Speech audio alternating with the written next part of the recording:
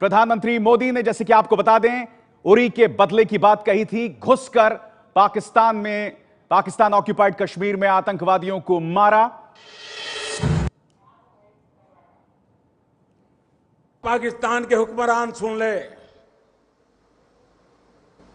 हमारे 18 जवानों का बलिदान बेकार नहीं जाएगा। तो एक तरह से कहा जा सकता है कि पाकिस्तान अगर इन सर्जिकल स्ट्राइक्स के वजूद को नकार रहा है तो स्पष्ट है कि नाक कट गई है पाकिस्तान की। मैं सीधे रुख करना चाहूंगा रक्षा मामलों के विशेषज्ञ अजय साहनी का, जो मेरे साथ जुड़ रहे हैं। अजय जी, सीधा सवाल, क्या यह भारत का अबोटाबाद लम्हा है?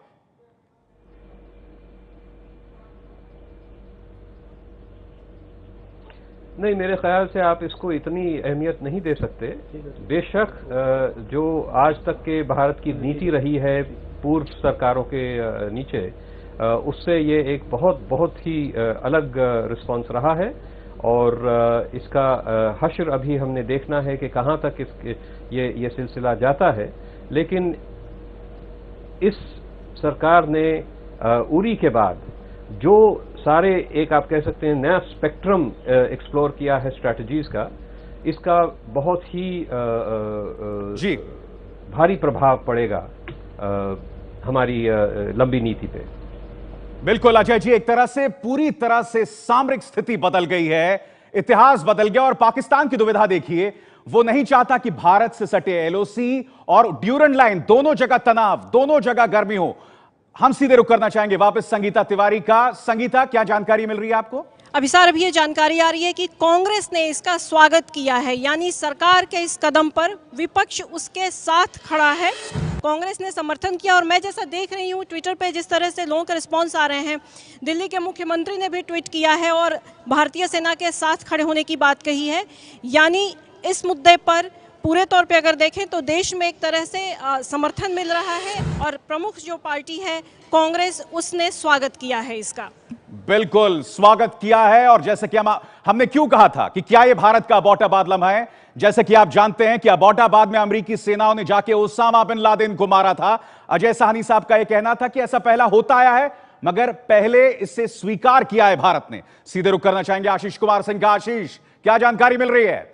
देखिए विसार, जो मैं आपको बता रहा था, हमारे पास ये एक्सक्लूसिव जानकारी है कि किस तरह से इस ऑपरेशन को कैरी आउट किया गया। बाकायदा दिल्ली में बैठ करके नेशनल सिक्योरिटी एडवाइज़र ने सारे इंटेलिजेंस जो गैदर हुए थे मिलिट्री इंटेलिजेंस और इंटेलिजेंस ब्यूरो द्वारा, उनको शेयर किया इंडियन आर्मी के साथ। और उसके बाद ये प्लान बनाया गया कल रात की एक नहीं कम से कम 5 से 6 जगह स्ट्राइक किया गया है, मैं आपको बता दूँ।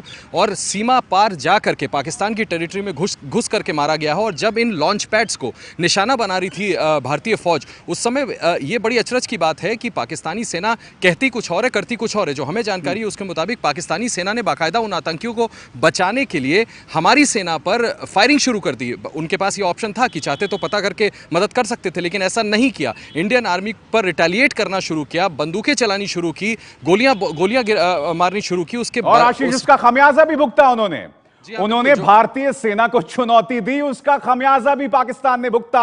नाक कट गई, उसके 2 सैनिकों के मरने की बात कबूल करनी पड़ी। अजय साहनी साहब मेरे साथ लगातार बने हुए हैं। अजय साहनी, मैं आपसे सीधा सवाल करना चाहता हूं।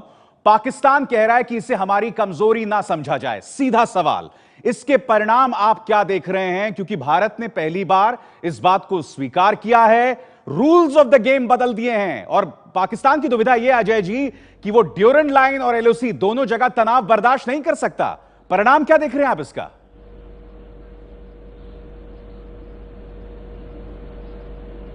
देखिए, कई चीजें हैं। एक तो जो लिमिटेड एस्केलेशन अभी होगी, वो पाकिस्तान मजबूर होगा कि कुछ ना कुछ करे और इसमें दिखाए अपनी जो डोमेस्टिक कॉन्स्टिट्यूएंसी है उसको दिखाए कि वो पीछे नहीं हटे, वो डरे नहीं।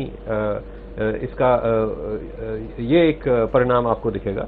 दूसरी चीज आप ये देखिए। अजय जी मैं आपको रोक रहा हूं, मैं क्षमा चाहूंगा, आपको रोक रहा हूं क्योंकि बहुत बड़ी खबर आ रही है। बड़ी खबर ये कि भारत ने एलओसी में 2 किलोमीटर घुस के मारा है।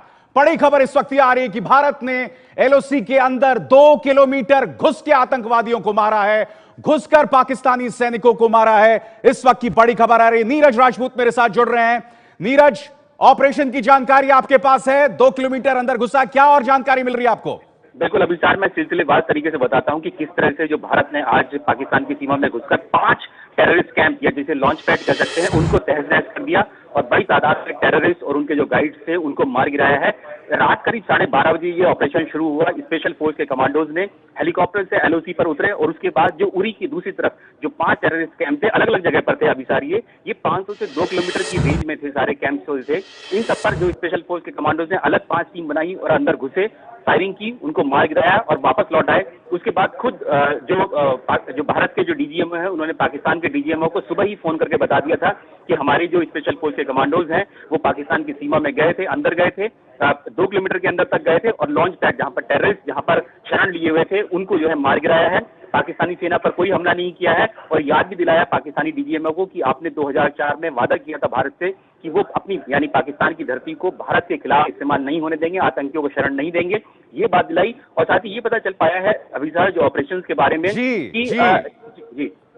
जी नीरज, बड़ी बात यहां पर यह है कि आपने एलओसी के अंदर आप घुसे, 2 किलोमीटर अंदर गए, हमारे हेलीकॉप्टर्स उतरे एलओसी में, मतलब पाकिस्तान ऑक्यूपाइड कश्मीर में, और उससे भी बड़ी बात बूट्स ऑन द ग्राउंड थे, बूट्स ऑन द ग्राउंड थे नीरज राजपूत।